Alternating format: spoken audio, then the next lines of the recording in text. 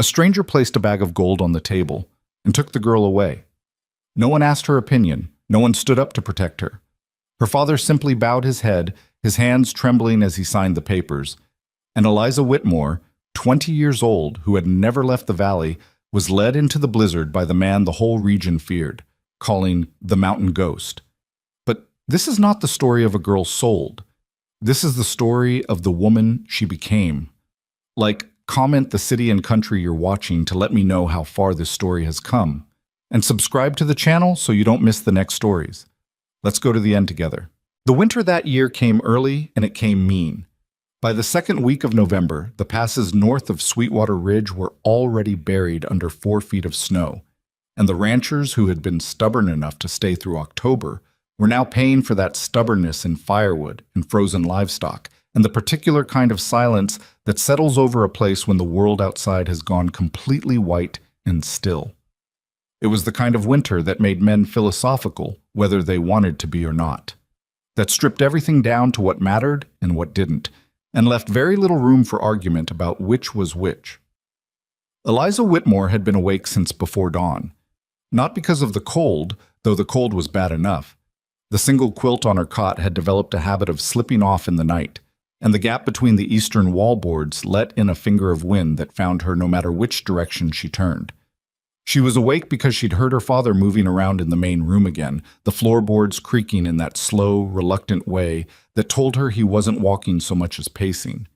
He'd been doing it for 3 nights running. She knew what it meant. She just hadn't found a way to ask him about it that didn't feel like accusation. She pulled on her wool stockings in the dark, laced her boots without looking, and pushed through the curtain that separated her corner of the cabin from the rest of it. Her father, Thomas Whitmore, was sitting at the table with the lantern turned down low. He was 61 years old and looked older, not because life had been particularly cruel to him in any dramatic way, but because it had been steadily, quietly cruel in the way that wears a man down without any single moment he could point to and say, "There, that's where it happened." His hands were wrapped around a tin cup that had gone cold. The papers on the table in front of him had been folded and unfolded so many times that the creases had gone soft. "You didn't sleep," Eliza said. He looked up. "Neither did you." She sat across from him and pulled one of the papers toward her before he could stop her. She didn't need to read it carefully. She'd seen the Voss Land Company letterhead enough times in the past 6 months that it had started appearing in her dreams. That sharp black V at the top, the overly formal language underneath it that was designed to sound like law even when it wasn't quite. "How much?" she asked. "Eliza, how much do we owe them now?" Thomas set his cup down. His jaw moved like he was working up to something, and then he just said it plainly, the way men do when they've run out of softer ways to put a thing. "More than we have. More than we'll have by spring, even if the thaw comes early and the soil's good and everything goes exactly right." He paused. "It won't go exactly right." She already knew that. She'd known it since August, when the second planting failed and the wells started pulling up water that tasted of iron. She'd known it the way you know a storm is coming, not from any one cloud, but from the way the air changes around you. A slow building pressure that you feel before you can name it. "What happens if we can't pay?" "They take the land." He said it flatly. "Voss has been buying up everything north of the ridge. Old Harlan's place, the Deering homestead, the Corbett farm. All of it gone. Men like Voss don't lend money because they need the interest. They lend money because they want the land underneath the debt." Eliza folded the paper back along its worn creases and set it down. She looked at her father's hands, the cracked knuckles, the permanent stain of dirt that no amount of washing ever quite removed. These were hands that had broken this ground 20 years ago, that had built this cabin board by board, that had pulled her out of the river when she was 8 years old and half drowned and screaming. She thought about what it would mean for him to watch those hands sign this land over to a man who'd never done a hard day's work on it. "He's coming today, isn't he?" she said. It wasn't a question.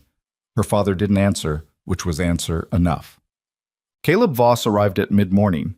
He came with 2 men on horseback and a third driving a wagon, which struck Eliza as deliberate. The wagon wasn't for hauling anything. It was for making a statement. I came prepared. I expected this to be settled today. He was younger than she'd imagined from his letters, somewhere in his mid-40s, with the kind of face that might have been handsome once, but had since settled into something too comfortable with itself. He wore a good coat, dark wool, well-fitted. His boots had been cleaned before he rode out, which meant he'd cleaned them, knowing he'd be arriving at a place where that kind of thing would be noticed. He dismounted in the yard without being invited, which told her everything she needed to know about how he saw this visit. Thomas met him at the door. Eliza stood a half step behind her father, which was the only place there was room to stand in the narrow doorframe, and she watched Voss's eyes move over the property with the flat, assessing look of a man calculating resale value. The broken fence post at the corner of the yard, the gap in the barn roof where the snow had buckled the old boards, the garden bed that hadn't produced anything worth mentioning since June. "Mr. Whitmore?" Voss extended his hand. Thomas shook it. "I appreciate you being reasonable about this." "I haven't agreed to anything yet," Thomas said.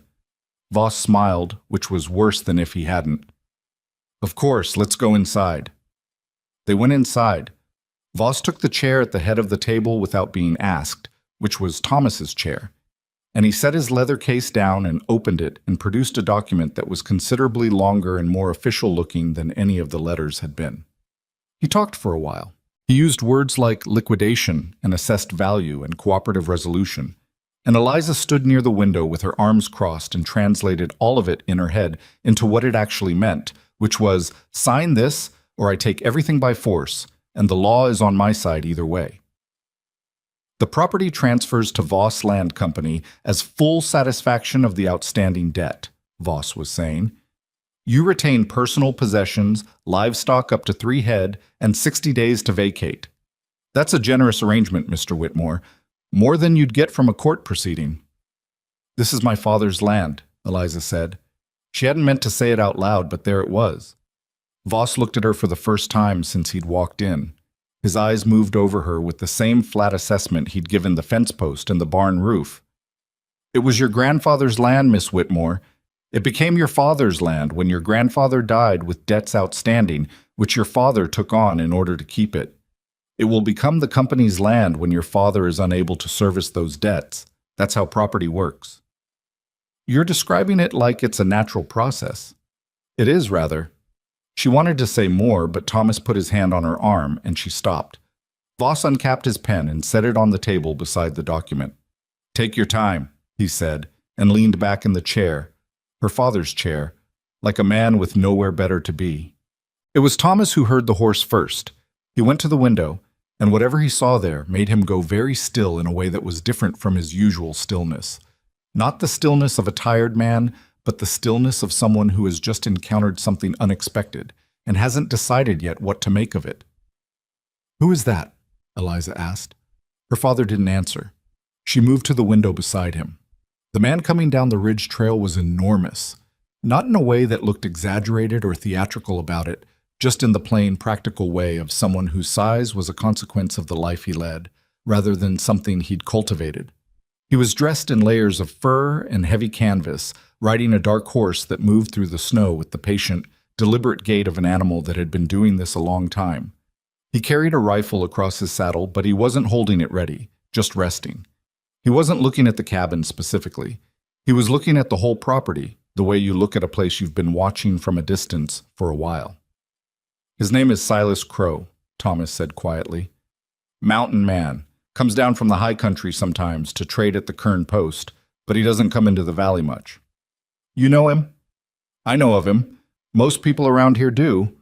Thomas paused. He's not someone who shows up places by accident. Voss had risen from the table and was standing behind them now, looking out over their shoulders. Eliza felt him tense, a small, involuntary thing, and filed that away. Silas Crow came into the yard and dismounted without haste.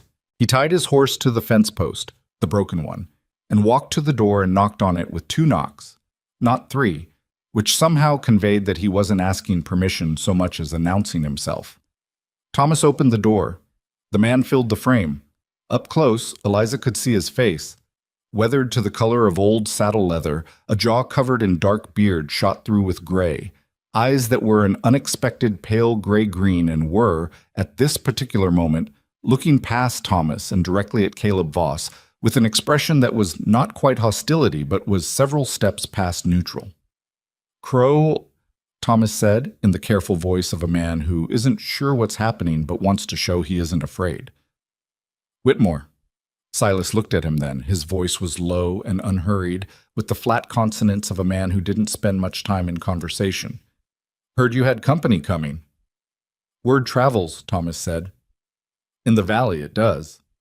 Silas stepped inside without waiting for an invitation, which would have been presumptuous from anyone else, but on him, read differently.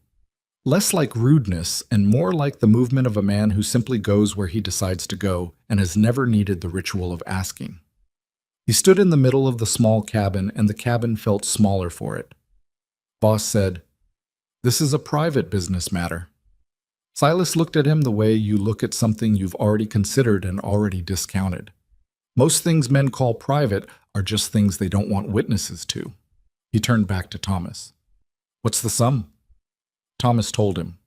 Voss said, "This doesn't concern you, Crow." "You said that." Silas was already reaching inside his coat. He produced a pouch, canvas, heavy with something solid, and set it on the table in front of Thomas.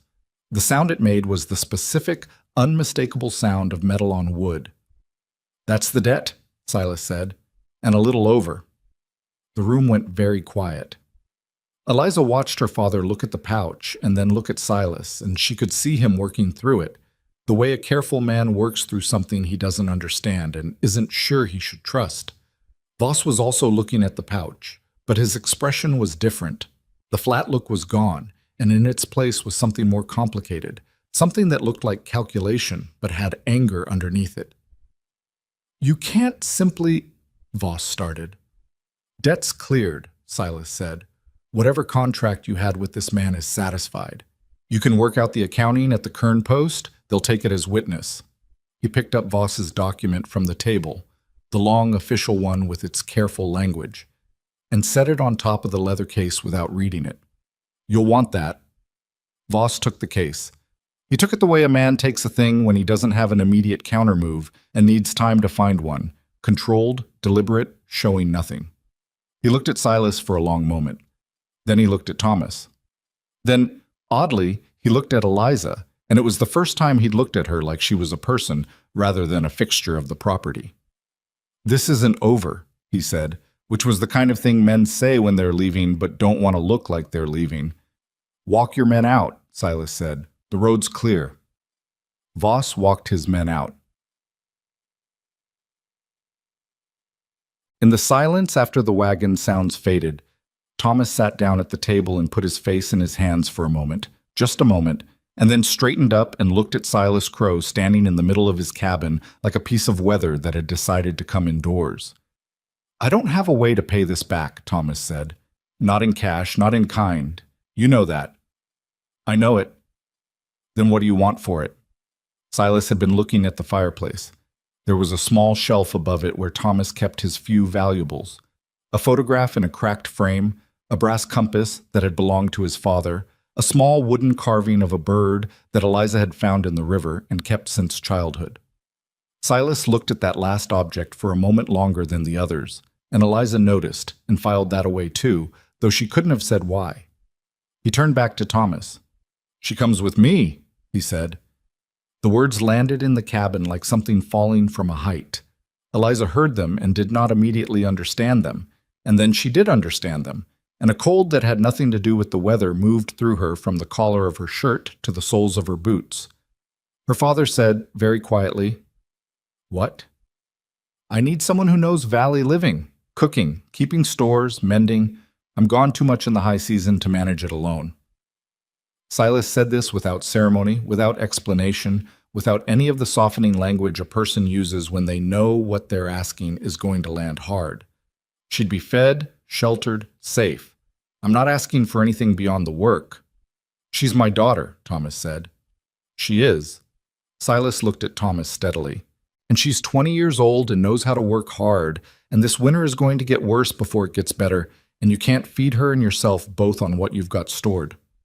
I know what's in that barn, Whitmore. I've been watching this property for a while. The word watching pulled at Eliza in a way she didn't like. You don't get to trade her, Thomas said. I'm not trading her. Something in Silas's voice shifted, not softer exactly, but less blunt. I'm asking her. She can say no. Eliza looked at her father's face, the exhaustion there, the helplessness that a proud man tries to hold at the back of his eyes and can't quite manage. She looked at the table where Voss's pen had been sitting 40 minutes ago, waiting for a signature that would have ended everything. She looked at the wooden bird on the shelf above the fireplace, and for a reason she couldn't articulate, looking at it made her chest tighten. She turned to Silas Crow. What does with you mean, exactly? She said. It wasn't the question she wanted to ask, but it was the one she could form into words. He held her gaze. His pale eyes were very direct and not unkind and gave away almost nothing. It means you come into the mountains. You keep the cabin. I hunt. I trade. You manage what I bring back. He paused. You'd have a room, a door with a bolt on it. She almost wanted to laugh at that, the specificity of it, the bolted door offered without embarrassment, like he knew what a woman needed to hear and had no patience for pretending she didn't need to hear it. For how long? She asked. Until it makes sense to come back. Which was not an answer, but she was beginning to understand that this was the kind of man who didn't trade in certainties he didn't have. She looked at her father one more time. He was looking at her with an expression that broke her somewhere quiet inside. He was waiting for her, she realized. Not deciding for her. Waiting. She turned back to Silas. I'll need an hour to pack, she said. His expression didn't change, but something in the set of his shoulders shifted. The smallest thing, barely visible. And she filed that away with everything else and went to her corner of the cabin to gather what she could carry, and did not let herself think too hard about what she was walking toward, because the thing she was walking away from was still sitting on that table in the form of a cleared debt and a man named Voss who had said this isn't over, and she believed him. Outside, the snow had started again. Small flakes, almost casual, drifting down out of a sky the color of old tin. By the time Eliza came out with her bag over her shoulder, the yard was quiet, and her father was standing in the doorway with his arms at his sides, and she hugged him quickly, because if she did it slowly, she wouldn't be able to stop. I'll write when I can, she said into his shoulder. You'll come back when you can, he said, and his voice was very controlled and very careful. She stepped back and looked at him once and then turned away, because that was the only way to do it. Silas was already mounted. He waited without comment while she tied her bag to the back of the saddle and pulled herself up, and when she was settled, he turned the horse toward the ridge trail, and they moved out of the yard and up into the white, and the cabin behind them grew small and then was gone. Eliza did not look back. She told herself it was because she was cold and needed to watch the trail, but the truth was simpler than that and harder. If she looked back, the shape of her father standing in that doorway would be the thing she carried into whatever came next, and she needed both hands free for that. The horse moved steadily upward into the trees, and the snow closed in around them, and the valley disappeared. The trail into the high country was not a trail so much as a suggestion, a slight parting in the timber where the snow lay thinner, where the ground underneath had been pressed down enough times by enough weight that something like a path had formed, more remembered than visible. Silas rode ahead and Eliza followed on the same horse, which was not comfortable and which neither of them commented on. There wasn't much to say. The wind was picking up and the trees on either side were old growth, thick-trunked spruce and fir that caught the worst of it, and the sound overhead was a constant low roar that made conversation feel beside the point anyway. She watched his back, the width of his shoulders, the way he moved with the horse rather than against it, completely at ease in a way that suggested he'd been doing this since before he could remember. He didn't grip the reins tightly. He didn't brace against the cold. He just rode, and the mountain led him. She gripped the back of the saddle with both hands and tried to remember how to breathe evenly. They rode for 4 hours without stopping. When they did stop, it was at a creek crossing, half frozen, where Silas got down and let the horse drink and broke a piece of ice away from the bank with his boot heel to get at the moving water underneath. He said nothing, but he handed her the canteen first, which she registered without comment, and drank from and handed back. "How much farther?" she said.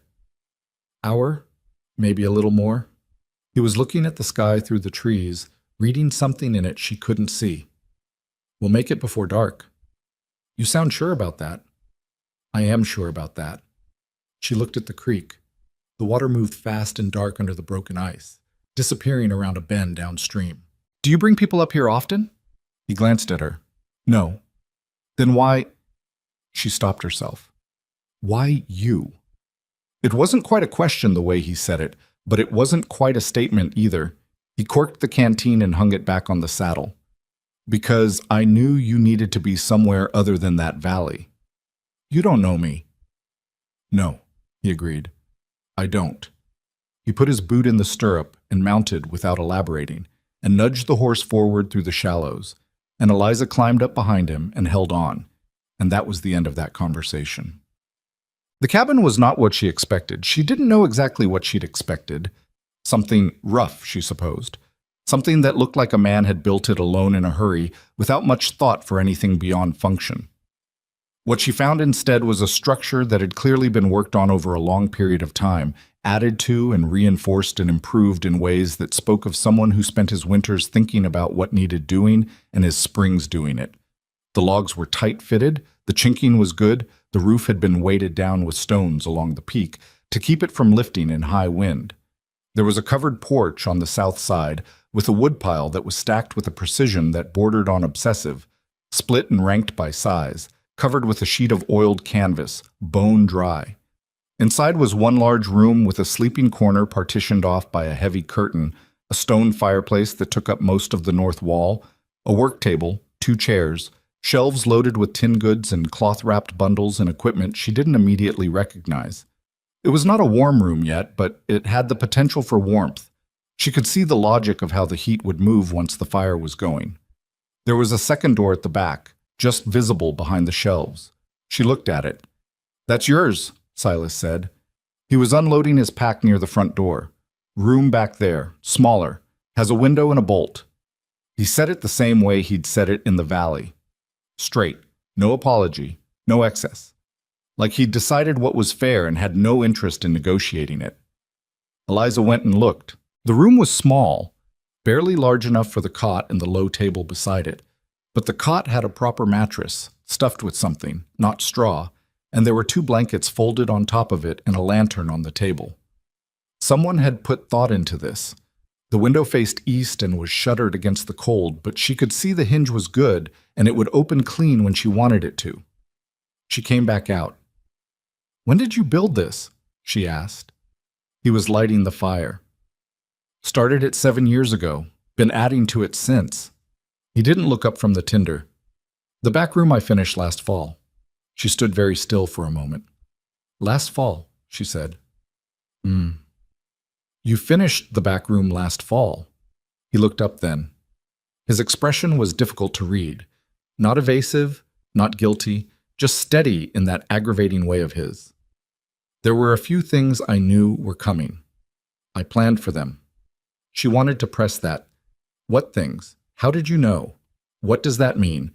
But the fire was taking, and the room was beginning to feel less like a cold box and more like a place, and she was exhausted in the bone-deep way of someone who has made a very large decision and is only now beginning to feel the weight of it. She let it go. For now. Where do you sleep? She said. Out here. He tilted his head at the main room. There's a pallet behind the far shelf. I've slept in worse. She didn't doubt that. The first week was strange and hard, and not in the ways she'd prepared herself for. She'd expected cruelty, or at minimum the low-grade arrogance of a man who had bought her time and wanted her to know it. What she got instead was something she didn't have an easy name for. Silas Crow was not warm. He was not charming. He did not make conversation for the sake of it, and there were days, especially in that first week, when they went hours without speaking, each moving through the cabin's routines with the careful, slightly formal awareness of 2 people who are conscious of sharing space with someone they don't yet understand. But he was not unkind. The first morning, she woke to find the fire already built up and water already heated, and a tin cup set on the table by the fireplace with coffee in it. Real coffee, not the chicory substitute that had been all her father could afford for the past 2 years. She stood in the doorway of her little room in her stockings and looked at the cup and felt something complicated shift in her chest. He was already outside. She drank the coffee standing by the fire and didn't say anything when he came back in, and he didn't say anything either, but she noticed that the next morning the cup was there again. The days had structure, which helped. Silas hunted in the mornings, usually gone before full light, back by midday with whatever the mountain had given up. Rabbit most often, sometimes a grouse. Twice in that first week, a young deer that he field-dressed with an efficiency that was almost impersonal and hung in the cold shed out back. Eliza managed the stores and the cooking, which was what she'd been brought for and what she was good at, and she threw herself into it with the focus of someone who needed something concrete to do with her hands while her brain worked through everything else. She learned the cabin systems, where the water came from, a spring 50 yards uphill, accessible through a covered channel Silas had dug and lined with stone, so it didn't freeze even in deep cold. Where the tools were kept and why. How the shelves were organized, not randomly but by frequency of use.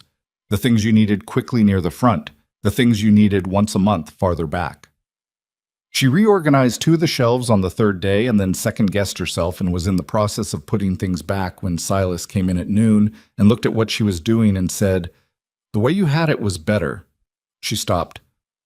"I was putting it back." "Leave it the way you changed it." He set his rifle on its pegs. "I'd been meaning to fix that for a year. It was not much, but it was something." But on the 9th day, a storm came down from the northwest with very little warning. The sky went the color of a bruise around 2 in the afternoon, and by 3 it was blowing hard enough that the cabin walls flexed in the gusts. Silas had been out checking his trap line and came back in fast, snow-covered and breathing hard, which was the first time Eliza had seen him move with anything approaching urgency. "How bad?" she said. "Bad enough." He was already pulling extra wood in from the porch. "We stay in tonight and tomorrow. And if you'd been farther out, I wasn't. But if you had been," he looked at her briefly, "then I'd have dug in and waited it out. I've done it before." He went back for another armload of wood. "I know the mountain. That's not the same as the mountain not being able to kill you." He came back inside and stacked the wood and then stood up and looked at her with those pale eyes, and there was something in them that she couldn't categorize. Not amusement exactly, but adjacent to it. "No," he said, "it's not the same thing." They ate by the fire that night with the storm throwing itself against the walls, and it was the first time they'd sat at the table together for a meal that wasn't purely functional, that had something like a pause to it, something that allowed for the possibility of talk. The wind was loud enough that they had to pitch their voices over it, which somehow made conversation easier than the quiet had been. "How long have you been up here?" Eliza asked. "In the mountains." He chewed, considered. "Came up first when I was 14. Stayed for 2 winters with an old trapper named Court, who knew things about the high country that nobody else knew anymore. Came back down when Court died, tried the valley for a while." He paused. "Didn't take." "What do you mean, didn't take?" "I mean I was bad at it." He said this without embarrassment. "Town living, the way people talk at each other without saying anything. I kept saying the wrong things at the wrong times." "I can believe that," Eliza said, and immediately wondered if she'd gone too far. But the corner of his mouth moved, not quite a smile, the ghost of one. "Yeah," he said. "I expect you can." She turned her cup in her hands. The fire was strong, and the room was genuinely warm now, warm in a way that felt almost lavish after the cold of the past 9 days. Outside, something, a branch, maybe a piece of the porch railing, cracked and gave way in a gust. "You said you knew things were coming," she said. "When I asked about the back room, you said you planned for them." He was quiet for a moment. "I'd heard about your father's situation last spring," he said finally. "Word comes up even this far. The Voss Company had been moving through that part of the valley for 2 years, and I knew where it was heading." He looked at the fire. "I knew your father." "You knew my father." "Not well, but I'd met him, years back." He set his cup down. "He's a decent man." "He is," Eliza said, and her voice came out smaller than she meant it to. Silas didn't look at her when he said the next part, which she thought might have been deliberate. "I also knew you. A little." The fire popped. The wind howled around the corner of the cabin. "We've never met," she said carefully. "No." He picked his cup back up. "We have." She looked at him. He was looking at the fire now with an expression that had closed slightly, that had gone back behind whatever wall he usually kept up. She felt the conversation reaching an edge he wasn't ready to go past yet, and she had the instinct, sharp and unexpected, not to push. Not tonight. "All right," she said. He looked at her then, just briefly. Something in his face shifted. Not gratitude, not relief, but something quieter than either of those. Recognition, maybe. That she'd understood where the line was and had stopped at it. "Go to bed," he said. "Storm will be worse by midnight and better by morning." She went to bed. The storm was worse by midnight. By morning, it had broken and the world outside was blinding white and still. She found the carving on the 12th day. She wasn't looking for it. She was dusting the shelf above the fireplace, not because it was particularly dirty, but because having tasks gave her a kind of peace. And when she moved the brass bowl at the far end of the shelf, she found it tucked behind, not displayed, not hidden exactly, just set back from everything else, as though it had been put there carefully rather than forgotten. It was a small wooden bird, carved from a piece of pale wood she didn't immediately recognize, the size of her closed fist. It sat on a flat base and its wings were slightly spread, mid-motion, as if it had just landed or was about to lift away. The carving was not rough work. Whoever had made it had known what they were doing. The feathers were suggested rather than detailed, which somehow made it more convincing than if they'd been precise. And the eye on the visible side of the head was a single small indentation that caught the firelight and gave the impression of watching. Eliza held it and felt her breath change. She had a bird like this. Or she'd had one. She'd found it tangled in the roots on the riverbank the afternoon she'd gone into the water. 12 years old, barefoot, reaching for something she couldn't remember now, losing her footing on the wet rocks and going under and coming up and going under again, and the current pulling her downstream with a force that seemed personal, that seemed to want her specifically. She'd been pulled out by someone. She'd never gotten a clear look at the face. She'd been choking up river water, and her eyes had been watering, and everything had been noise and cold, and then suddenly someone had her arm and was hauling her up onto the bank with a strength that surprised her even through the shock. She remembered a boy, roughly her age or a little older, dark-haired, serious, not saying much. He'd crouched next to her on the bank while she coughed and shook, and when she'd finally gotten enough breath to say thank you, she'd looked up and he'd been setting something on the rock beside her hand. The little wooden bird, just sitting there on the rock like it had always been meant to be hers. She'd looked up to ask him where it came from, and he was already walking away, moving back into the tree line along the bank. And she'd called after him, and he hadn't stopped. And she'd kept the bird because what else do you do with a thing like that? She'd kept it for 8 years. It had been on the shelf above her father's fireplace the morning she'd left. She stood in Silas Crow's cabin with its twin in her hands and tried to put the arithmetic together. Same wood. Same hand, she was almost sure of it. The same decision about the feathers, the same single eye. Not a copy of a common pattern. Something specific. Something made by someone who'd made one before. She heard the door. She didn't move. She heard his boots on the floor and the sound of the rifle going onto its pegs, and then silence, which meant he'd seen her. "Eliza," he said. She turned around. She was still holding the bird. He stood across the room with his coat still on and snow on his shoulders, and he was looking at the carving in her hands with an expression that was, for the first time since she'd known him, something close to uncertain. "The river," she said. "I was 12. I fell in and someone pulled me out and left this." She held it up. "Not this one.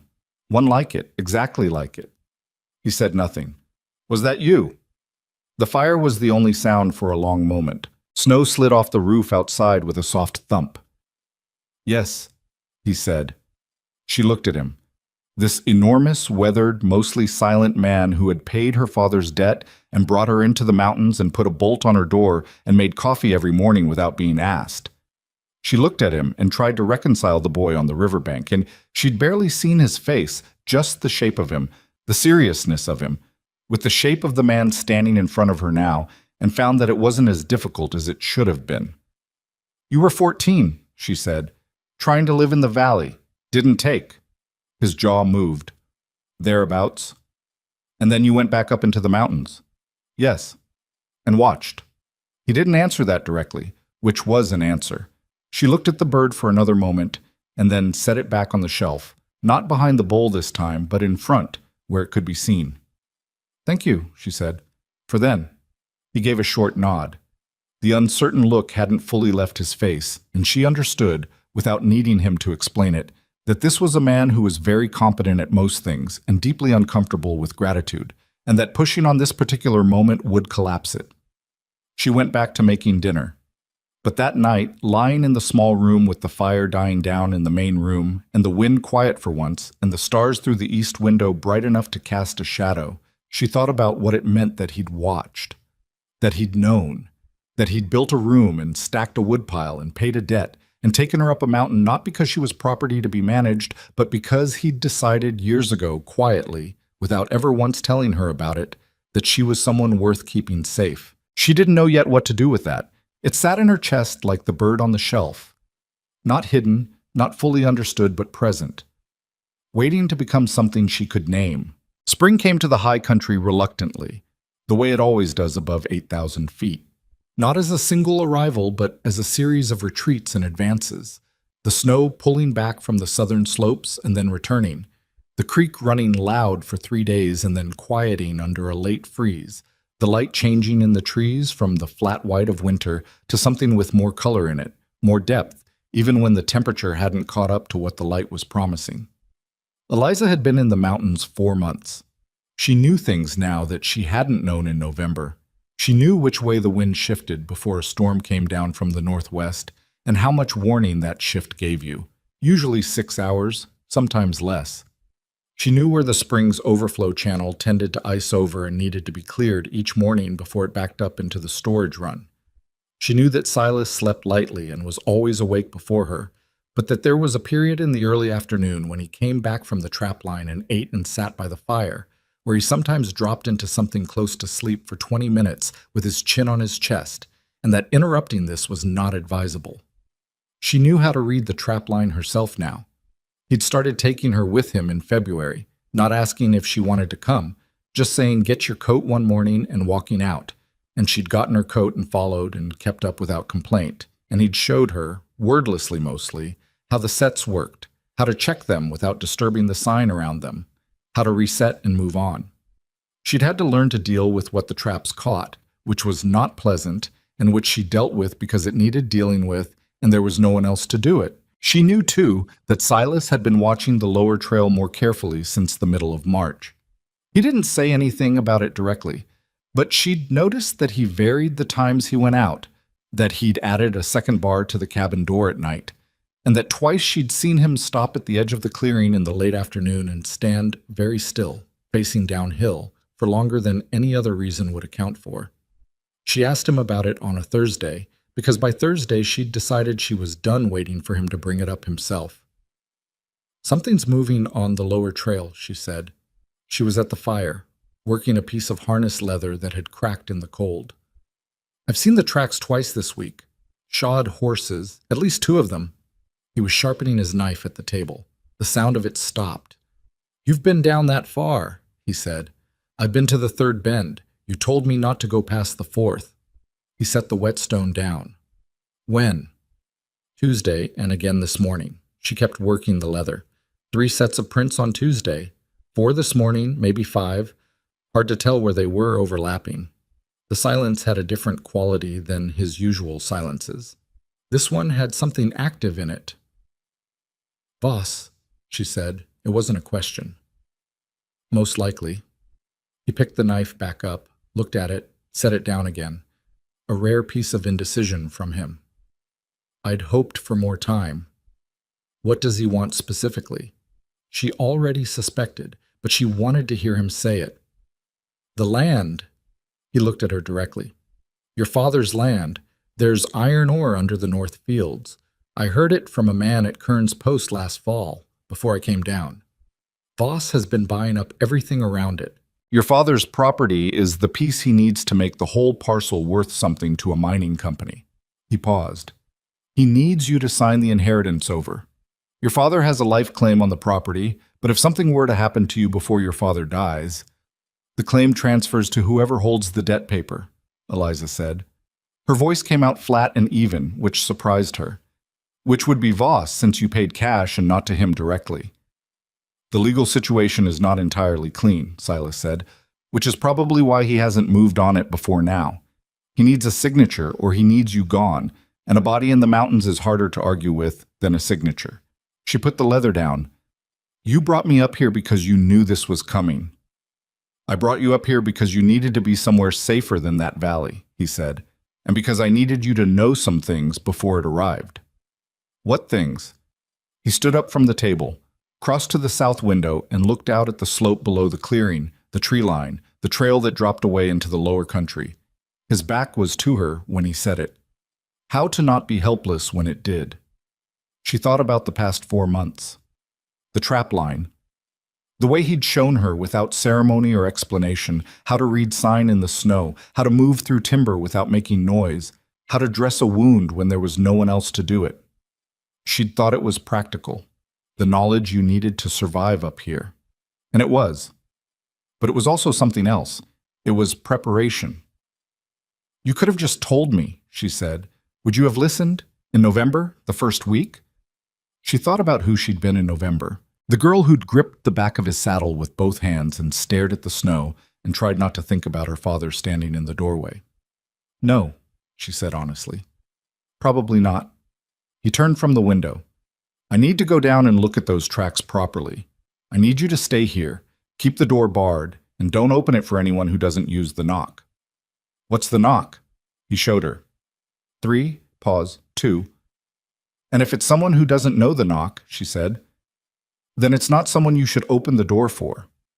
He was already getting his coat. I'll be back before dark. If I'm not... He stopped. If you're not, she said. He looked at her. Something moved across his face that he didn't quite let land. There's a second rifle under the cot in your room. Loaded. You know how to use it. She did know. He taught her that in January on the flat ground above the cabin, with tin cans lined up on a log in the snow. She'd been a mediocre shot at first and a decent one by the end of the month. Go, she said. He went. Cheng. He came back before dark, as promised, but only just. The light was already going orange and flat through the trees when she heard the 3 2 knock and lifted the bar and opened the door. He was not alone. There was a man with him. Older, 60s, with a gray beard and a limp that favored his left leg. He was dressed for the mountain, but not comfortably, the way a man dresses who knows what's necessary but doesn't actually enjoy any of it. This is Abel Pruitt, Silas said. He runs the trading post at Kearns. Abel, this is Eliza. Abel Pruitt looked at her with the careful, assessing look of a man who has heard things and is measuring them against what he's seeing. Whatever he'd heard, she apparently matched it closely enough, because he gave a short nod and said, Miss Whitmore, your father sends his regards. Her chest tightened. You've seen him. 2 weeks back. He's well enough. Worried, but well. Abel stepped inside and looked around the cabin in the quick, comprehensive way of someone who's been in a lot of cabins and is cataloging this one automatically. He asked me to tell you the debt paper is being disputed. He found himself a lawyer out of Cheyenne who thinks there are grounds to challenge Voss's ownership of the obligation. He paused. The lawyer also thinks Voss knows this, which is probably why his men have been sitting at the bottom of this mountain for the past week. How many men? Silas said. He was at the south window again. 6 that I counted, could be more spread out along the lower trail. Abel accepted the cup Eliza put in his hands without looking at it and drank. They're not hiding particularly hard. I think that's deliberate. They want you to know they're there. They want me to come down, Eliza said. Both men looked at her. If I stay up here, Voss can't get a signature and he can't make me disappear without a witness, which Abel now is. She looked at Silas. But if he can make me come to him, he won't make you do anything, Silas said. That's not what I mean. She sat down.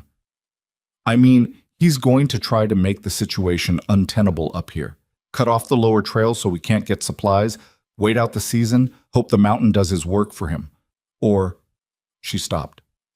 Or he sends them up, Silas said. Yes. Abel set his cup down. There's something else. One of the men I recognized, Denny Falk. He worked for the Deering operation before Voss bought them out. He's not a hired hand, he's a tracker. Good one. He glanced at Silas. Good enough to follow this trail up. Silas was quiet for a moment. How long before they move?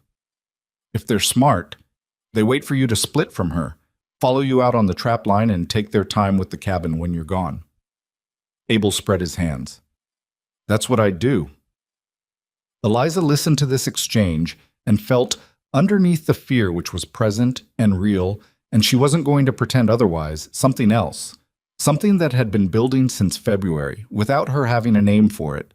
She was not the girl who had sat across the table from Caleb Voss in November and felt helpless while the men talked over and around her. She was not going to be that girl again. She'd made a private decision about that sometime around the 3rd week up here, and the decision had only gotten more fixed as the weeks passed. I won't be split from the cabin, she said. Both men looked at her. If you go out on the trap line, I go with you. We move together. She looked at Abel. And I need you to take a message back down when you leave, to the lawyer in Cheyenne. I can do that, Abel said carefully. Good. She stood up and went to the table and found paper and a pencil and sat down and wrote for several minutes while both men waited. She wrote clearly and without pausing much because she'd been composing it in her head since Abel said the word lawyer. When she was done, she folded it and handed it to Abel. That details everything Voss has done since November. What he said in my father's cabin, the language he used about the debt, the armed men he brought to a private property. If the lawyer can't use that, he's not worth what my father's paying him.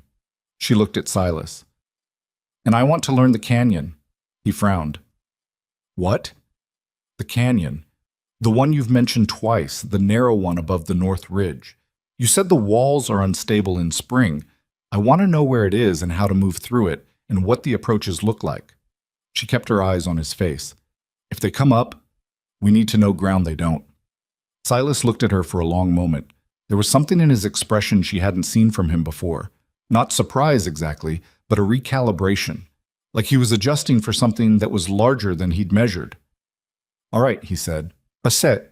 Abel left the next morning before first light, the letter to the Cheyenne lawyer folded inside his coat. Silas took Eliza to the canyon that afternoon. It was a 30-minute climb above the cabin, up a slope that got steeper the last quarter mile and required using your hands on the rock in a few places. She made it without asking for help and without asking him to slow down, though she was breathing hard at the top and her shoulders ached where she'd pulled herself over a ledge. He waited for her at the canyon mouth without comment. It was immediately obvious why he'd mentioned it. The canyon was a narrow cut through the rock, maybe 40 feet wide at the entrance and tightening to 20 in places, with walls that rose 40 feet on either side in stacked layers of sedimentary rock. The stacking was the problem. The layers had been pushed and tilted by whatever had made this particular piece of mountain, and they didn't sit level. They leaned. And along the upper edges of the south wall, where the freeze-thaw cycles of 1,000 winters had been working at the seams between layers, there were sections that had separated visibly from the main face, not fallen, not quite, but no longer fully attached. Hanging there, held by friction and by the cold that kept the ice in the cracks locked. As spring warmed those cracks. The south wall will go, she said. Something heavy on the canyon floor while it's in that state. Vibration is enough, Silas said. Right section of wall, right moment of the thaw. A rifle shot at the right place would do it, maybe even shouting. She looked up at the leaning rock and thought about 6 men moving through a 40-foot gap, not knowing what was above them. She thought about Caleb Voss, who had sat in her father's chair and used the word cooperative, and looked at her like she was part of the inventory. Show me where to stand, she said. If it came to that, show me where to stand and what to aim at. He looked at her. The pale eyes, the wind moving his hair where it came out from under his hat. You understand what that would mean?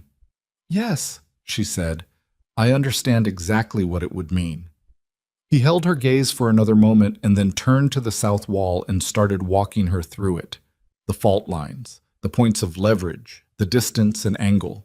He showed her where the sound echoed and where it didn't, where a person standing at the canyon mouth would be in the fall zone and where they wouldn't. He was methodical and specific, and entirely without drama about it, which was the only way she could have received the information without flinching. She took it all in. She asked questions when she didn't understand something and didn't ask questions she didn't need answered. By the time they came back down the slope, the sun was lower and the shadows on the mountain had gone blue. "Silas," she said when they were back at the cabin door. He stopped.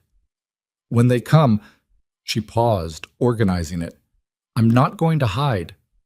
"I know," he said, which meant he'd already understood that, probably before she had. "I want you to know it explicitly. Whatever happens, I'm not going to be the thing that needs protecting. Not anymore." He looked at her for a moment in the flat evening light. Then he said, "You haven't been that for a while," and went inside. She stood at the door for a second and let that settle. Then she went inside too, and barred the door, and started the fire up for the night, the high country cold descending as it always did once the sun cleared the western ridge, quick and total. And somewhere below them, down the mountain in the shadows of the lower trail, she knew there were men who were waiting for her to be afraid. She was afraid. That was real, and she didn't pretend it wasn't. But fear and helplessness were not the same thing. She'd learned that much in 4 months. They were not even close to the same thing, and knowing the difference was, she was beginning to understand most of what survival actually meant. The fire took. The cabin warmed. Outside, the spring night closed in over the mountain with its usual indifference, the stars coming out hard and bright above the canyon rim. And Eliza Whitmore sat by the fire and sharpened her own knife and did not wait for morning with dread, but with something much closer, if not identical, to readiness. They came on a Wednesday, 4 days after Abel Pruitt went back down the mountain. Eliza knew they were coming before she saw them. She'd been awake since before light, not from any specific sound, but from the absence of the right ones. The birds that had been returning to the slope above the cabin with the warming weather had gone quiet around dawn, and that quiet had a shape to it, a direction that she'd learned to read the way you learn to read anything you pay close enough attention to for long enough. Something had moved through the timber below the clearing, and the birds had pulled back from it. She touched Silas's shoulder in the dark. He was already awake. His eyes opened without the usual lag of a man coming out of sleep. They opened clear and immediate, which told her he'd been lying there listening to the same absence she had. "South slope," she said quietly. "Below the spruce line." He sat up. "How many, you think?" "At least 3 moving together, maybe more spread wide." She was already pulling on her boots. "Denny Falk wouldn't come straight up the trail. He'd split them." Silas looked at her in the dimness. She could feel him recalibrating again, the same way he had at the canyon, adjusting for the fact that she was not where he'd left her, that she'd moved further along than he'd been tracking. "You've been watching the approaches." "Every morning for 4 days." She laced her second boot.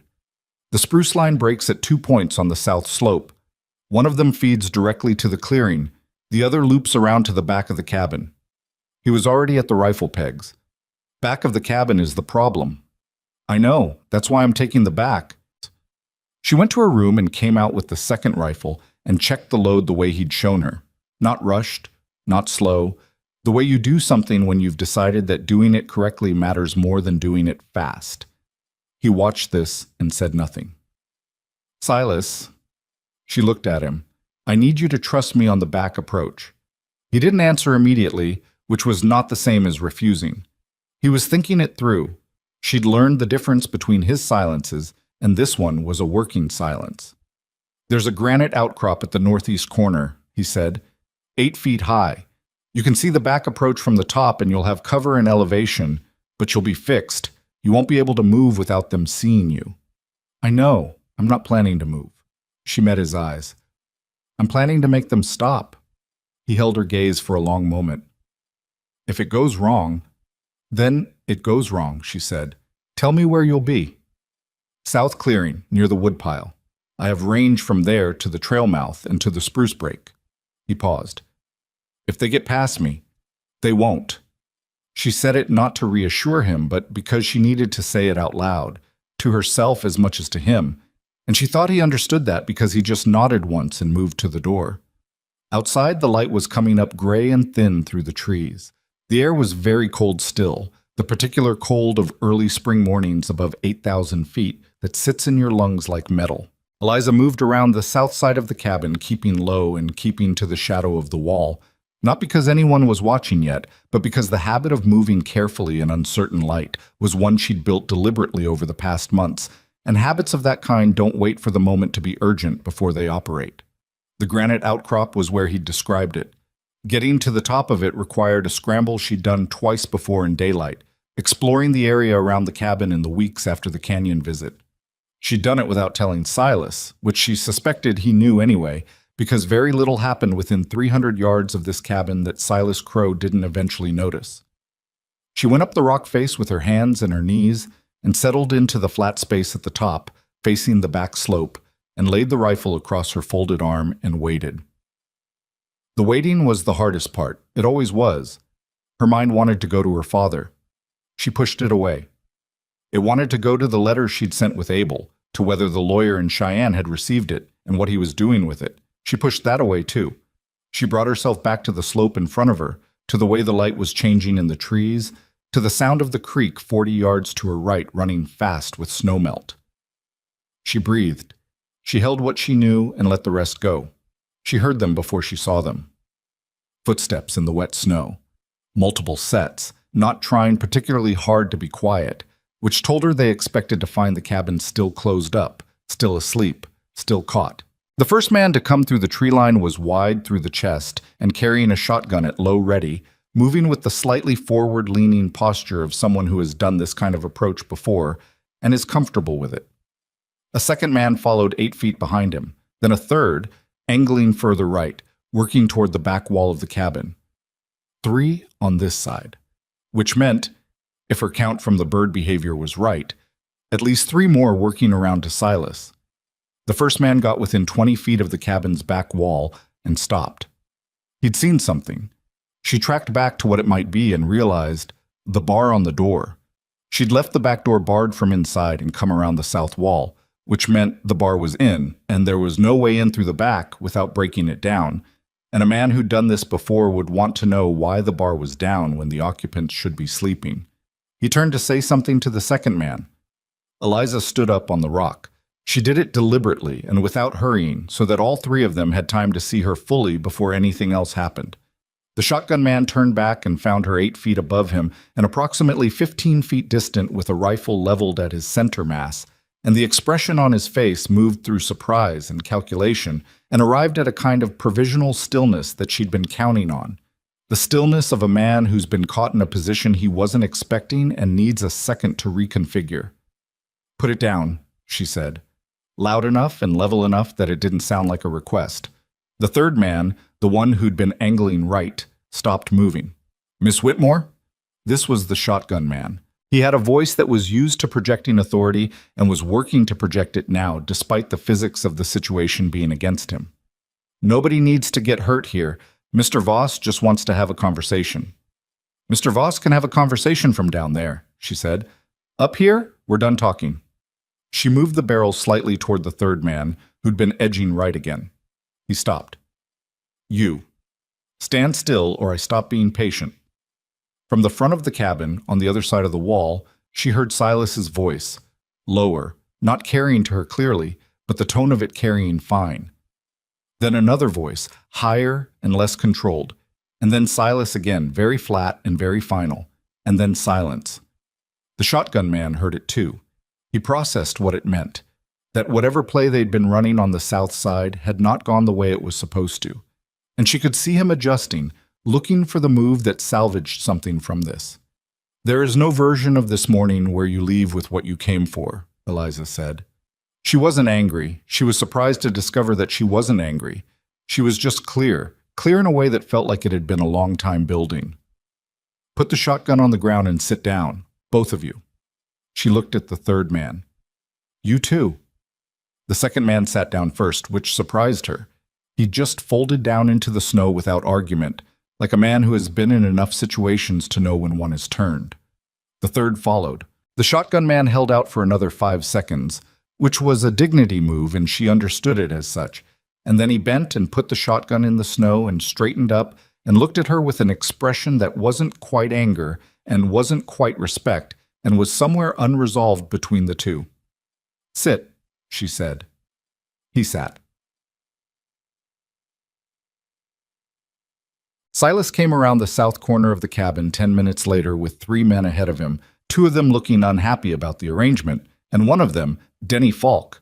She recognized him from Abel's description, compact, 50s, with a tracker's economy of movement, looking at Silas with an expression that suggested this was not their first encounter, and the previous ones had not gone well for Falk either. Silas looked up at her on the rock. "You're good?" "3 on this side." She indicated the men in the snow. "Shotgun's in front of the big one." He took it in without visible reaction, though she thought she saw something move through his eyes briefly, that same recalibrating look, before he turned his attention back to the men in front of him. 6 men total, sitting in the snow behind Silas's cabin on a Wednesday morning in early May. It would have been almost comic except for what it meant and what it had almost been. "Falk," Silas said. "Where is he?" Falk looked up at him from the snow. He had the dignity of a man who knows he's beaten and has decided his best remaining option is being difficult about it. "I don't work for you." "No," Silas said agreeably. "You work for Voss. And Voss sent you up here, and here you are, and I'm asking you where he is." Falk said nothing. "He's not down the mountain," Eliza said from the rock. She'd been turning this over since the 3 men sat down. "He's not the kind of man who sends hired work up a mountain and sits at a trading post waiting for a report. He'd need to see it." She looked at Silas. "He's close." Silas turned this over. Then he looked back at Falk. "The canyon." Falk's face moved, just barely. Something tightened around his eyes for half a second, and a half second was enough. Silas looked up at Eliza. She was already coming down off the rock. Well, they left the 6 men where they were, disarmed, with the instructions that attempting to follow would go poorly for them. A statement that landed differently coming from a woman on a granite rock with a rifle than it would have coming from anyone they'd expected to find up here. And Eliza thought that the landing was probably what would keep them sitting for a while. The climb to the canyon was 30 minutes on a good day. They made it in 20, moving fast up the slope with the morning still cold and the wet snow pulling at their boots on the steep section. Silas set the pace, and Eliza matched it, and neither of them talked because there was nothing to say that the movement wasn't already saying. She heard voices before they reached the canyon mouth. 2 of them, and she recognized one, the careful, resonant projection of a man accustomed to being listened to. Voss was in the canyon. She didn't know who the second voice was, but it was quieter and deferential, and the posture of the conversation, even filtered through rock, was clearly one man explaining and the other deciding. Silas stopped her with a hand on her arm 20 feet from the canyon entrance. She already knew what he was thinking because she'd been thinking it since the word canyon had come out of his mouth. They'd stood in this exact place 2 weeks ago, and he'd shown her the fault lines in the south wall, the sections that had separated from the main face, the points where a concentrated force, a rifle shot, he'd said, at the right place, would bring the overhang down into the canyon floor. Not onto the canyon floor, he'd been specific about that. The collapse would be into the narrowest section, which was 100 feet in from the mouth, and it would block the exit on the far side completely. Anyone inside the canyon when that happened would have no way through. They'd be trapped, not buried, sealed in. She looked at Silas. "Rifle shot," she said. "South wall, the third fault from the mouth. You showed me. It'll close the exit." "I know. He'll have nowhere to go." "That's the point." She kept her voice down. "We have Abel as a witness. We have the letter to the lawyer. If we can hold Voss in that canyon until we can get someone with legal authority up here, that's 2 days minimum," Silas said. "Then we hold him for 2 days. He looked at her. The pale eyes moved over her face in that way he had, not searching, because he'd usually already found what he was looking for. This time she thought he found something that surprised him slightly, not the decision she'd arrived at, but how cleanly she'd arrived at it. "There's another way, but," he said. "We can force them out the front of the canyon and down the mountain. And they regroup at the bottom and come back. Or Voss finds another way, at the land legally or not legally while we're watching over our shoulders for the next year. She shook her head. This ends today. We hold him. We get Abel up here with whoever Abel can bring, and Voss explains to someone with a badge why he sent 6 armed men up a mountain to a private residence. Silas was quiet. She could see him checking the logic of it from different angles, the way he checked everything, thoroughly and without ego, willing to find flaws. After a moment, he said, "The echo in there will be significant. He's going to hear the shot." "Yes. He'll know immediately what happened." "Good," she said. "I want him to know." Another pause. "The third fault," he said. "You need to be at the angle we talked about, 8 degrees north of the fault line or you're hitting solid rock." "I remember." "And you need to move immediately after the shot. The vibration will loosen other sections and you don't want to be at the mouth when it settles." "I remember that too." He looked at her for one more moment. Then he stepped aside and she moved to the angles, the specific angles, 8 degrees north. She'd measured it against the reference points he'd given her until she could find it without thinking. And she raised the rifle and found the fault line in the south wall and moved the barrel to the point he'd identified, the place where the separation between the layers was widest and the rock above it had the most mass. She took a breath and let it half out and held it there the way he'd taught her. Inside the canyon, Voss's voice was still talking. She fired. The sound of the shot was enormous in the open air. It always was, and she was always slightly surprised by it despite knowing it was coming. And for a half second, nothing happened, and she was already moving back from the mouth when the mountain answered. Not like an explosion, more like something exhaling, a deep structural sound that she felt through her boots before she heard it with her ears. And then the crack of rock separating from rock. And then the sustained grinding roar of a great deal of stone in motion. And then a concussive thump that pushed air out of the canyon mouth in a wave she felt against her face from 15 feet away. Then quiet. The birds in the timber below had gone entirely silent. She and Silas stood outside the canyon mouth and listened. Dust was still sifting out, pale against the morning sky. Then, from inside, muffled by distance and 100 feet of collapsed rock, she heard a voice. Voss's voice. She couldn't make out the words, but she could make out the tone. And the tone was not calm. Silas walked to the canyon mouth. He cupped his hands around his mouth and spoke into the dust. "Voss, canyon exit's blocked. You've got food and water in there for maybe a day. By tomorrow afternoon, there'll be a deputy from Kearns County office standing right here, and you're going to have a conversation with him that you should have had months ago." He paused. "Your 6 men are sitting behind my cabin. They'll be kept fed." From inside, the voice rose and then said something specific that was still mostly swallowed by the rock. "It sounded like you can't do this." Silas looked at Eliza. She took a breath. Then she stepped to the canyon mouth beside him and spoke clearly into the echo. "Mr. Voss, this is Eliza Whitmore. You came to my father's house in November and sat in his chair and put a pen on his table and told him that's how property works." She paused. "You were right. It is how property works. The Whitmore land belongs to my father, and after him to me, and the debt you tried to use to take it has been cleared and witnessed and documented. The lawyer in Cheyenne has my letter." Another pause. "You're going to be there a while.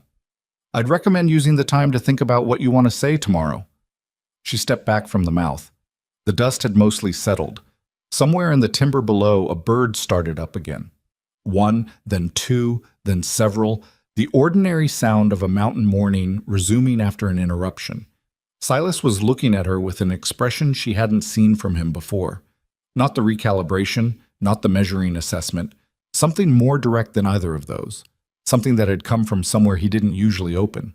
8 degrees north, he said. His voice was quiet. "You taught me well," she said. He looked away up the slope. His jaw moved once. Then he said, "I need to go back down and send word to Abel," and started moving, and she fell in beside him, and they went down the mountain together through the cold spring morning, the snow giving softly under their boots, the sky above the canyon rim beginning to lighten toward something that was almost blue. Her hands were not shaking, which surprised her. They'd been steady on the rifle, and they were steady now. She thought about that as they walked. Not with pride exactly, more with the plain recognition of someone who has found out something true about herself under conditions that don't allow for pretending. Whatever she'd been in November, whatever the valley and the dead and Caleb Voss sitting in her father's chair had tried to make her into, she was not that thing anymore. The mountain had done something to her that she hadn't asked for and hadn't expected and couldn't entirely name. But she could feel it in her hands, steady at her sides, as she walked down through the trees toward the cabin and whatever the next day would bring. Abel Pruitt made it back up the mountain by mid-afternoon the following day, which was faster than either of them had expected, and which said something about how seriously Abel took his word when he gave it. He brought with him a deputy named Cord Haskell, younger than Eliza had pictured, maybe 28, with a county badge on his coat and the slightly overwhelmed look of a man who had been told what to expect on this ride up, and had still not entirely expected it. Deputy Haskell stood at the canyon mouth for a long moment after Silas explained the situation, looking at the dust-stained rock at the entrance and listening to the muffled sounds from inside, and then he turned around and looked at Eliza and said, "You fired the shot." "I did," she said. He seemed to be working out how to frame his next question. "And Mr. Voss is in there," Silas said, "along with one other man. They have water from the seep on the north wall, and they're not in any physical danger. They're just not able to leave until you decide what to do about the situation." Haskell looked at Abel. Abel shrugged, which was Abel's way of saying, "I told you what you'd find, and here it is." "The 6 men at the cabin," Haskell said, turning back. "Still there," Eliza said. "Silas fed them last night. They've been cooperative." She paused. "Relatively." Haskell took his hat off and rubbed the back of his head and put his hat back on, which appeared to be his version of thinking things through. Then he walked to the canyon mouth and identified himself in the formal, slightly stilted language of a man reciting something he'd been trained to say. And from inside came Voss's voice, sharper and less controlled than she'd ever heard it. A full day of sitting in a sealed canyon, having stripped away the careful presentation, demanding to be released immediately and threatening consequences and using the word illegal several times with increasing emphasis. Haskell listened to all of it. Then he said, "Mr. Voss, I'm going to need you to give me a little while to look at some documents before we sort out the situation." He stepped back from the mouth and looked at Eliza. "You said you have documentation." She gave him the copies she'd made.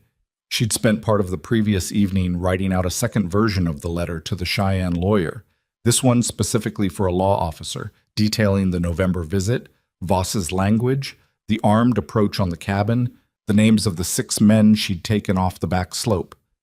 She'd written it clearly and in sequence, and without emotional language because she'd understood, sitting at the table with Silas's lantern, that a document like this worked better when it didn't sound like it was written by someone who was frightened or angry. It needed to sound like it was written by someone who had simply been paying attention. Haskell read it standing up at the canyon mouth, which she appreciated. He didn't walk away from the situation to consider it privately. He read it where he was, and when he was done, he read certain sections again, and then folded it carefully and put it in his coat pocket. "The debt paper," he said. "The original transaction with Voss's company. Do you have documentation of the cash payment and clearance?" "Abel witnessed it," Silas said. "And the Kearns Post Ledger has the record of the gold exchange. I logged it the same week." Haskell looked at Abel, who nodded. "I was standing in the room," Abel said. "I'll sign an affidavit to that effect any time you need me to." The deputy was quiet for a moment. Below them, the mountain made one of its ordinary sounds. A creak of timber somewhere in the high spruce, the creek running fast with afternoon melt. Normal sounds. The sounds of a place that had been here before any of this and would be here after. "I'm going to need everyone at the cabin," Haskell said finally.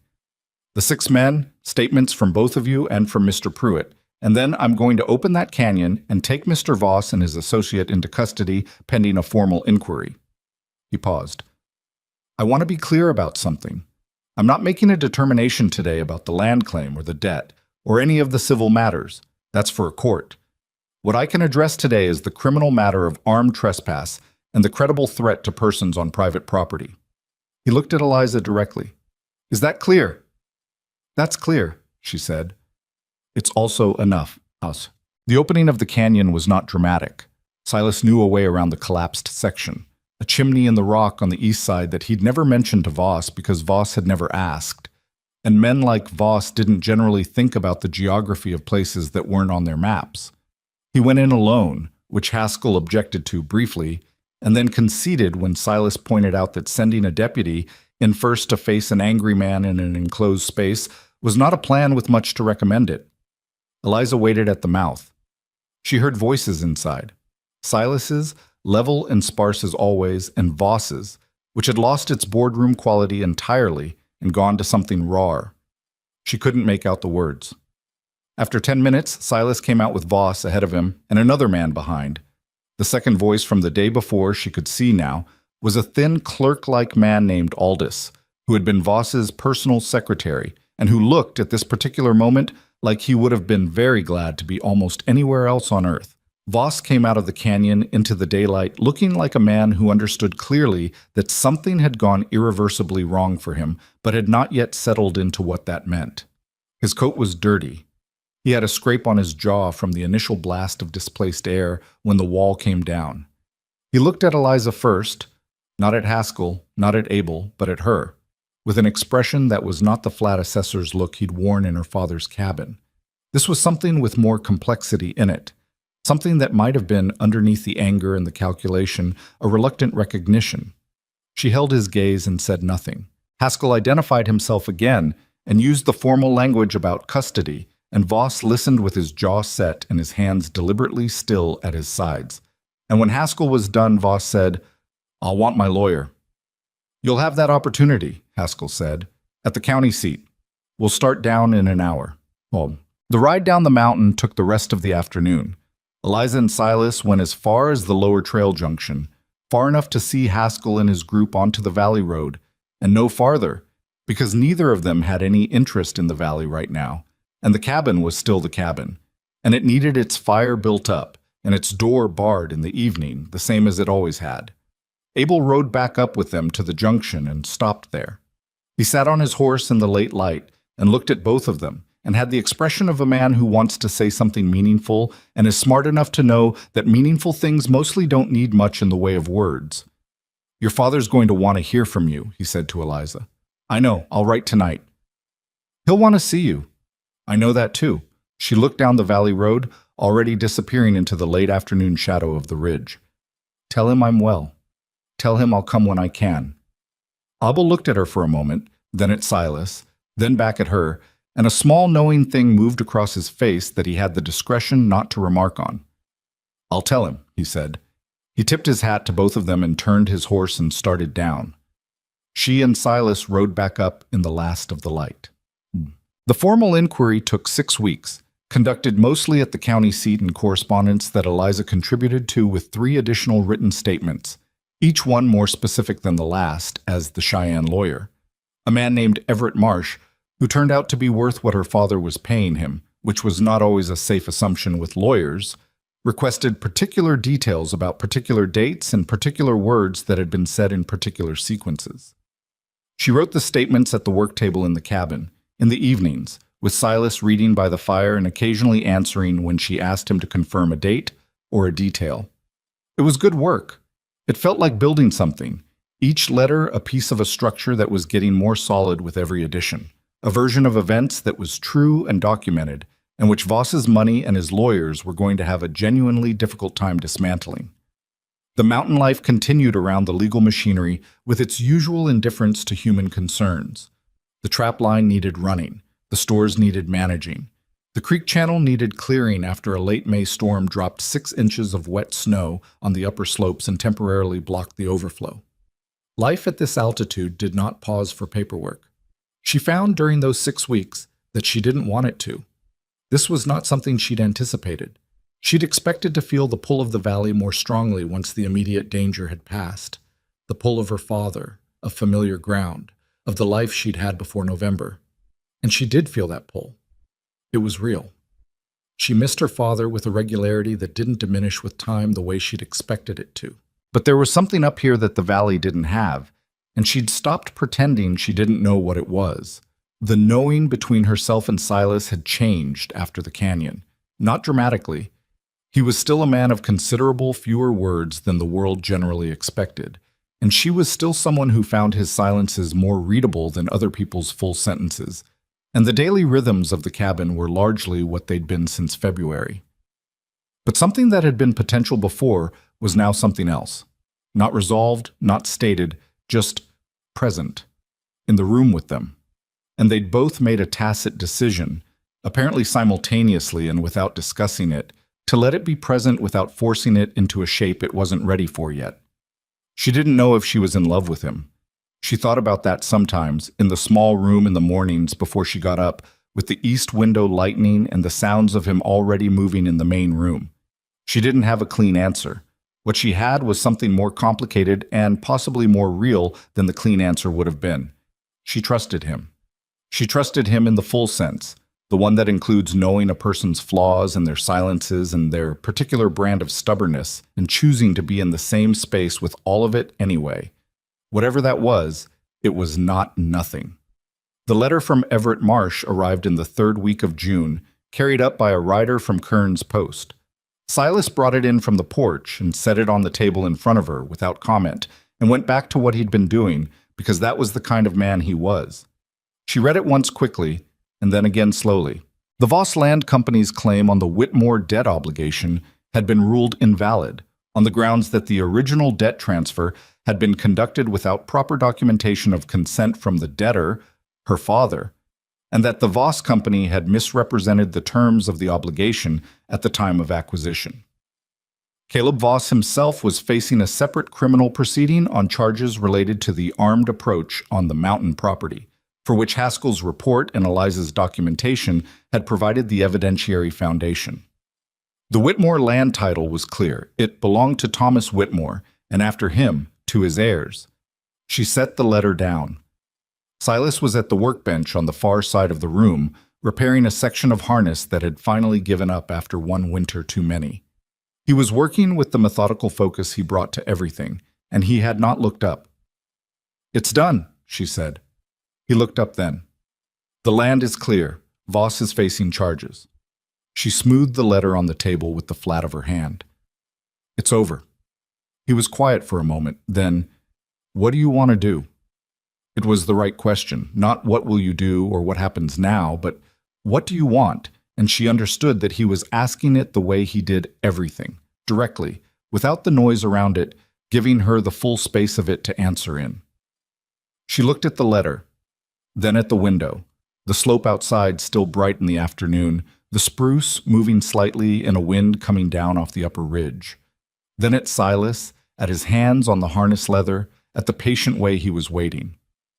"I want to go see my father," she said. He nodded. "And then I want to come back." He was still for a moment. Not the working stillness, and not the listening stillness, but something she hadn't seen exactly before.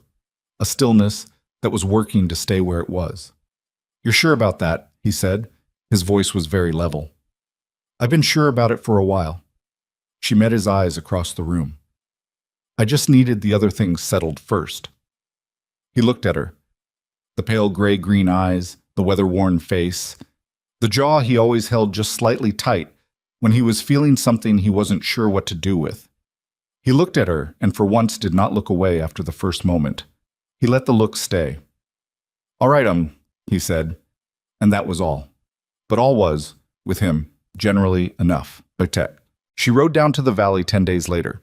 Silas rode with her as far as the lower trail junction, the same place they'd seen Abel off in May, and stopped there. She didn't ask him to come further, and he didn't offer, because they'd both understood without saying it that this part was hers. You don't go back to a place you've been changed from with someone else alongside you. You go alone, so you can see clearly what's different. Her father was in the yard when she rode in. He'd heard the horse and come out, and he was standing at the fence post, the same broken one, still not fixed, with his arms at his sides and the careful, controlled expression of a man who has been managing his hoping for 6 months and isn't sure yet if he should stop managing it. She got down from the horse and walked to him, and they stood with their arms around each other for a long time, neither of them saying much, because what was there to say that the standing together didn't already cover? Eventually he stepped back and looked at her, the way a father looks at a child returned from somewhere difficult, searching for what's gone and what's still there, and trying to do the accounting of it without letting his face show how much it matters. "You look different," he said. "I am different," she said. "I'm mostly still me." The corner of his mouth moved. "That's the best you can hope for, mostly." She stayed 4 days. The valley felt smaller than she remembered, which was not the valley's fault. It was the same as it had always been, the same ridge to the west, the same road through the settlement, the same faces at the post and the store and the livery. But she'd been living for 6 months in a place that was scaled differently, bigger in the ways that mattered, more demanding and more honest. And the valley's smallness wasn't bad. It was just accurate in a way it hadn't been before. Her father's land was his again. He showed her the cleared title, the paper from the county recorder's office, with its stamps and signatures, and she held it and felt the weight of what that had cost and what it had taken, and was glad, plainly and without complication, that it was done. On the second evening, they sat on the porch after dinner, and her father asked about Silas Crow in the careful way of a man who has been thinking about something for a long time and is finally saying it, which was a family trait she recognized because she did it herself. "He's a good man," she said. "Is that all?" She looked at the ridge to the west, the same ridge she'd watched her whole life, now lit up orange in the evening. "No," she said, "that's not all. But it's the truest part." Her father was quiet for a moment. "He built that room before he came down for you," he said. It wasn't a question. "Yes. How long before, do you think?" "A year, maybe more." She paused. "He said there were things he knew were coming." Thomas Whitmore sat with that for a while, the way he sat with things, turning it over, looking at it from the different sides. Then he said, "I knew his father, years back, before Silas was born. His father was a decent man who made a bad choice and paid for it more than the choice was worth. I think Silas grew up carrying something from that." He paused. "I think some people go up into the mountains because that's the only place where what they are makes sense." She thought about the valley and about the man who tried to live in it at 14 and found he was wrong for it. She thought about the cabin he'd built and added to over 7 years, piece by piece, until it was exactly what he needed, and one thing more, a small room with a window and a bolt on the door. "I think you're right," she said. Her father looked at her then, directly, with the look she associated with him being about to say something he had decided needed saying regardless of how it landed. "You're not going to stay," he said. "No. You're going back up there." "Yes." He nodded slowly, the nod of a man who has already done his grieving about a thing and is now on the other side of it where acceptance lives. "Is it what you want, or is it what you think you owe him?" The question sat between them, and she took it seriously because it deserved to be taken seriously, because her father had earned the right to ask it, and she had the obligation to answer it honestly. She thought about what the difference felt like between wanting something and feeling obligated to it, and checked what she found in herself against both descriptions. "It's what I want," she said. "The obligation part's real too. I won't pretend it isn't, but if that were all it was, I think I'd know." She paused. "I'd be less sure about it." He looked at her for a moment longer and then nodded once, differently this time. Not the acceptance nod, but the one that meant "I believe you," which from him was worth more. "Write more often," he said. "I will. And if the passes close hard in winter, you come down. I don't care about the situation up there. You come down." "I will," she said again, meaning it both times. She rode back up on the 5th morning. The junction where she'd left Silas was empty. She hadn't expected him there. She'd said 4 days and it had been 5, and he was not a man who waited for things visibly. But when she came into the clearing and unsaddled the horse and came to the cabin door, the fire was burning and there was coffee on the shelf above the hearth, which meant he'd been watching the lower trail and had known she was coming before she arrived. She stood in the doorway and looked at the main room. The fireplace, the workbench, the shelves with their organized stores, the 2 chairs at the table, the wooden bird above the hearth that was in the same position she'd left it. All of it exactly as she'd left it. Her room's door was open a crack, the way she always left it. Silas was outside somewhere. She could hear him at the wood stack, the specific cadence of splitting, 1 stroke and then the restack, 1 stroke and the restack. She put her bag in her room and came back out and put her coat on and went out to the woodpile. He was working without his hat, which he did when the exertion was enough to offset the cold. He saw her come around the corner of the cabin, and he stopped and set the axe and looked at her. 5 days, he said. I know. I'm sorry. I wasn't complaining. He picked up a piece of split wood and set it on the stack. How is he? Better than I expected. The title being clear helped. She leaned against the cabin wall and crossed her arms. He asked about you. Silas's expression didn't change much, but something in it shifted. What did he say? He said he knew your father years ago. She watched his face. He said he was a decent man. Something moved through Silas's eyes that came from a long way back. She could see it pass and settle, like a stone dropped into still water, the ripple running out and smoothing. He didn't say anything for a moment. Then, he was. She didn't push on it. She'd learned when to stop. They were quiet for a little while, both of them there in the late morning light at the woodpile, the mountain going on around them the way it always did, unhurried, enormous, entirely uninterested in the specific sorrows and recoveries of the people who lived inside it. There was something right about that, something she'd come to appreciate about a place that didn't arrange itself around your feelings. I went back to see if I could go back, she said finally. I needed to know if it still fit. He was looking at the tree line. Does it? It fits the same way it always did, like the place I'm from. She paused. Not like the place I'm going. He was still for a moment. Then he turned and looked at her with the directness he saved for things that mattered, the look that didn't have any management in it or any wall behind it, just the look itself. This is a hard life, he said. I want you to know I know that. It's hard in ways that don't get easier. I know. The winters up here are... Silas, she met his eyes. I was there for the last one. The corner of his mouth moved. The ghost smile, the one she'd seen twice before in 5 months, and each time it undid something in her chest that she was almost grateful to have undone. You were, he said.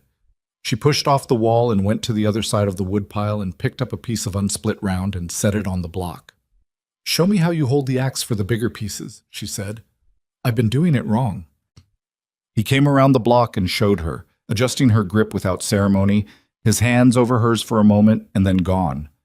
The lesson was practical and exact and lasted about 4 minutes, and at the end of it she split 3 rounds in a row cleanly enough that he said, There, in the tone of a man who doesn't give approval lightly and means it when he does. She set the axe and looked at the split wood at her feet. 3 clean halves. Not perfect. The third one had a little twist in it where she'd let her left hand drop, but good. She thought about Caleb Voss, who had come to her father's cabin with his leather case and his carefully selected language and the absolute conviction that the world organized itself around money and the power money buys. She thought about how he'd looked coming out of the canyon into the daylight, dirty and disarranged and without a single one of the mechanisms he depended on available to him. She thought about what it must feel like to understand yourself entirely in terms of what you can acquire, and then to discover that there are things that don't organize themselves that way, things that simply are what they are, indifferent to the wanting. The mountain was one of those things. And the mountain had been patient. She thought, too, about what her father had said. Some people go up into the mountains because that's the only place where what they are makes sense. She turned that over. She thought about who she'd been in November. Not a bad version of herself, not a lesser version, just an incomplete one. A girl who had spent her whole life being someone's daughter, someone's liability, someone's problem to be solved, who had never had the chance to find out what she was when the structures that defined her were stripped away. And all that was left was the question of how she wanted to handle what was in front of her. The mountain had not been kind in its teaching. It had been cold and demanding and entirely honest, and those 3 things together had turned out to be the closest thing to kindness she'd ever received. She understood something now that she suspected was going to keep clarifying itself for the rest of her life, that who you are is not a fixed thing you're born with, not something granted to you by circumstances or other people's decisions about your worth. It's a thing you build, piece by piece, in the moments when it would be easier to be less, when you could hide and don't.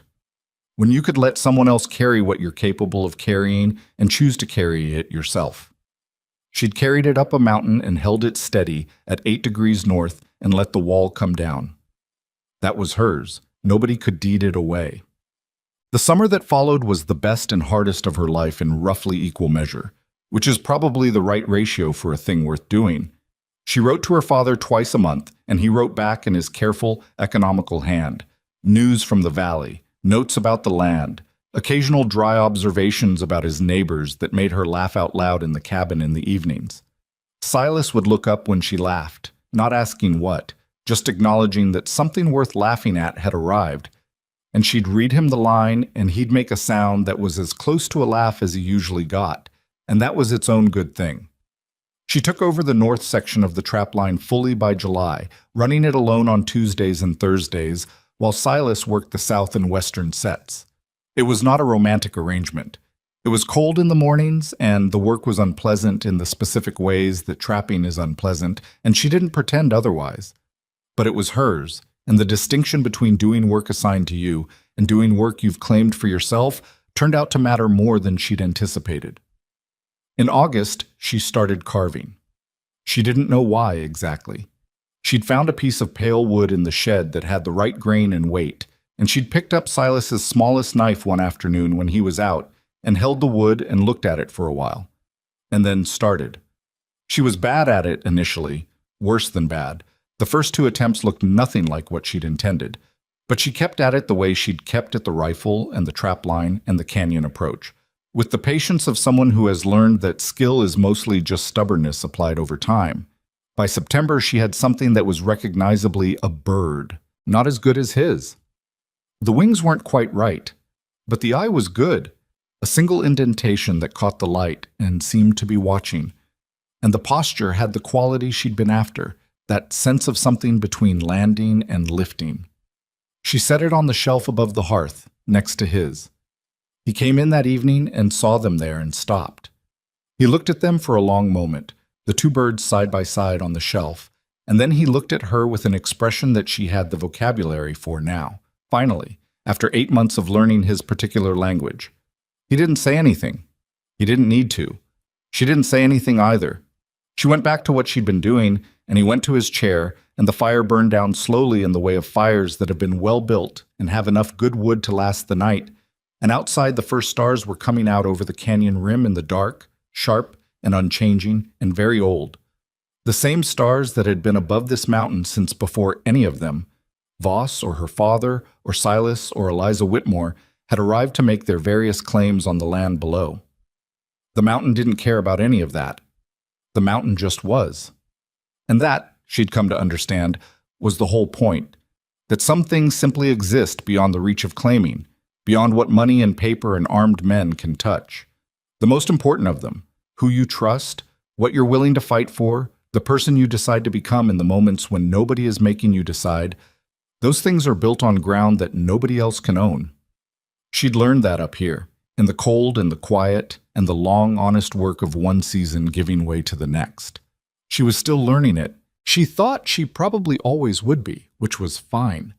You don't need to be done learning a thing to know that you're standing on solid ground. Outside, the September wind came off the upper ridge the way it always did at this hour, clean and cold and smelling of pine and stone, and moved through the clearing and was gone, and the 2 birds sat side by side on the shelf above the fire, and the night settled in over the high country with the particular peace of a place that has seen everything and judged nothing and will be here long after the last story about it has been told.